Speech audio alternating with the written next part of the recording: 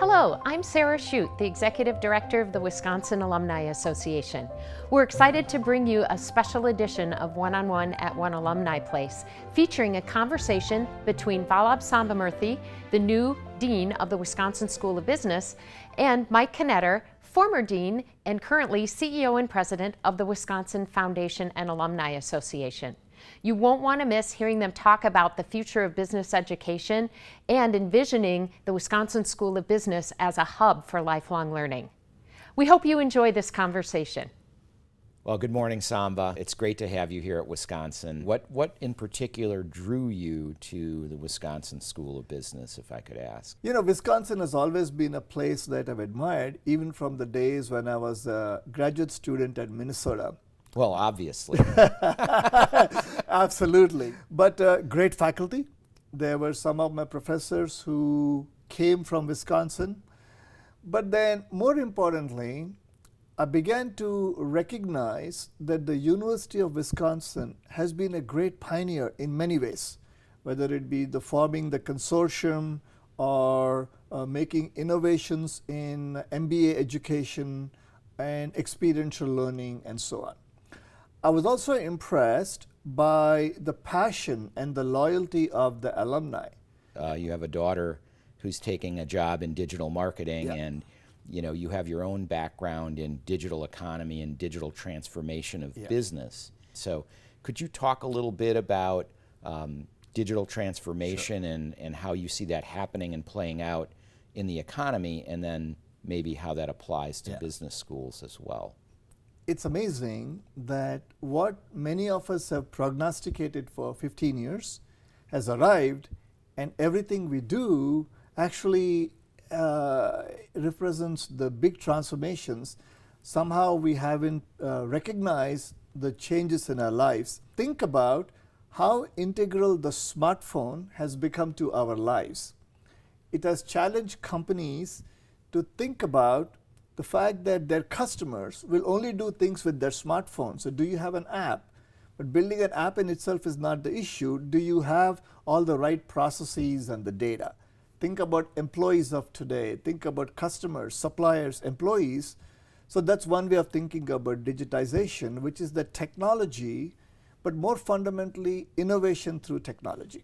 So fundamentally, digitization is really about innovation. It's not new, but it is innovation at breakneck speed. So given the digital transformation and other things happening in the economy, many business schools are grappling with the right mix of programs in their portfolio. Why is it important for business schools to have a broad portfolio, in your opinion? I think that business schools are at this interesting inflection point, which is, what is our role in society and what is our role in educating the workforce of the future?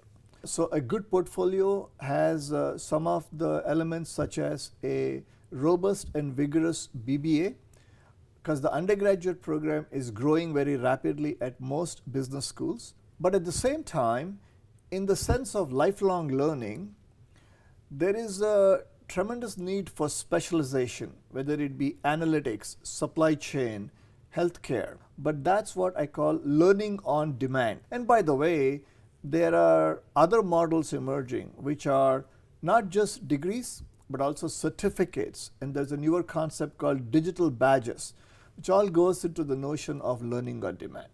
And then, of course, the MBA and the evening MBA and the executive MBA, they do serve a special purpose, because still there is a robust demand out there for such graduates.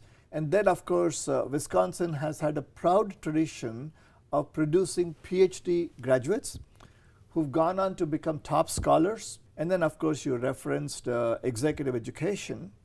Shouldn't we be catering to the talent needs of Wisconsin corporations before we conquer the world? So in that sense, it's important to think about the portfolio with the right balance and with a judicious deployment of resources. But I think that's the job that any CEO faces in a business organization. And I think a dean should also recognize that and figure out how to build that portfolio. So Samba, maybe you could, address sort of more head on, what has your experience taught you about the role and relevance of the full-time MBA program? Having led the MBA program in my former place at Michigan State, my own belief is that the full-time MBA continues to remain a relevant and robust program for most business schools.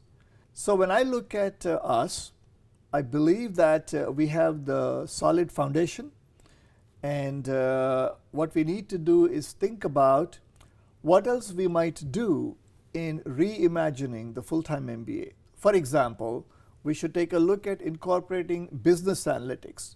We should look at the role of technology, and we should look at how do we build a more robust student recruitment and attraction. And so I look at that as another portfolio which has relevance, and given the right attention to the differentiation, the branding and marketing and placement, I believe we can continue to enhance our image in that space. I've really been impressed with the amount of time you've put in getting to know the place and its people, the issues, and I just really applaud your approach to everything. Tell us a little bit, I know what the last 6 months has looked like for you. What do you see ahead, in the next 6 months? What will you be focused on? Sure. So I would say that my next 6 months are really focused on listening, reacting, and adapting. I have done some travels, and I am actually going to hit the road in fall and going to many cities where our alumni are to continue to reach out to them. We've also launched a strategic planning process. Now, sometimes strategic planning in an academic institution can be one step better than root canal. So I'm trying to create a process which is more about empowering the voice of the stakeholders. So the plan is important, but more important is the process to ensure that everybody had a voice. So it sounds like you're going to be really busy communicating with stakeholders, on your listening tour, doing some strategic planning, and I know all of that's going to be incredibly fun for you. Is there anything else that you might do for fun, Samba? Could you tell us a bit about that? Sure, Mike. I'm looking forward to Camp Randall, football, and you might catch me doing the Wisconsin jump around. So that will be a great fall tradition that I'm looking forward to. Well, it will be great to have you in Camp Randall, and I think we've got a date this year at Camp Randall with Michigan State. And I was Homecoming. I was thinking we probably need some equipment for you. I don't know if you're ready to suit up for that game or not. Suit me up. We got you a little something. Oh, wow. I hope you might find a good use for this. All right. Good. I think that's going to look good on you. Wonderful. And Mike, I got a gift for you. Really?